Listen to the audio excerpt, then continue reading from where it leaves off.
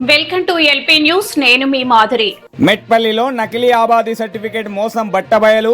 తహసీల్దార్ సంతకం ముద్రల ఫోర్జరీ కేసులో నలుగురు అరెస్ట్.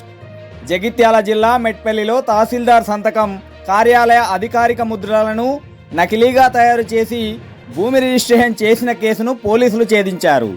ఈ కేసులో నలుగురు నిందితులను అరెస్టు చేసి నకిలీ పత్రాల తయారీకి ఉపయోగించిన కంప్యూటర్, ఇతర పరికరాలు, రబ్బర్ స్టాంపులను స్వాధీనం చేసుకున్నారు.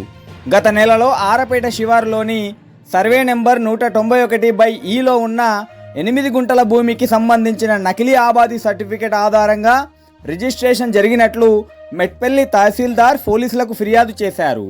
ఈ మేరకు కేసు నమోదు చేసిన పోలీసులు దర్యాప్తు చేపట్టారు.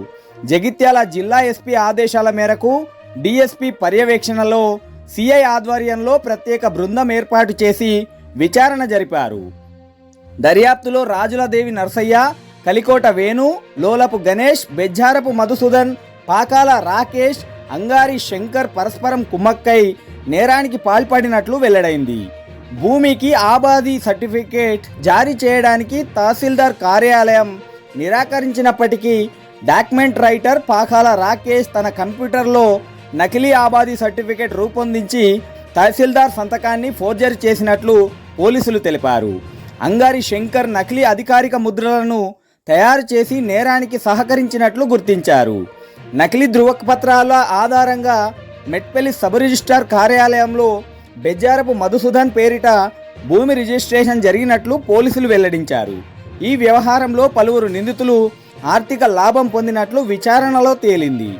కేసులో రాజులదేవి నర్సయ్య, కలికోట వేణు, లోలపు గణేష్, పాకాల రాకేష్లను అరెస్ట్ చేసిన పోలీసులు మిగిలిన నిందితుల కోసం గాలింపు చర్యలను కొనసాగిస్తున్నారు.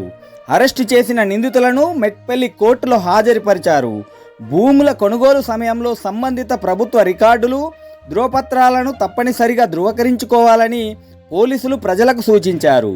ప్రభుత్వ పత్రాలను ఫోర్జరీ చేయడం, నకిలీ ధృవపత్రాలను తయారు చేయడం, వినియోగించడం వంటి నేరాలకు పాల్పడే వారిపై కఠిన చర్యలు తీసుకుంటామని హెచ్చరించారు.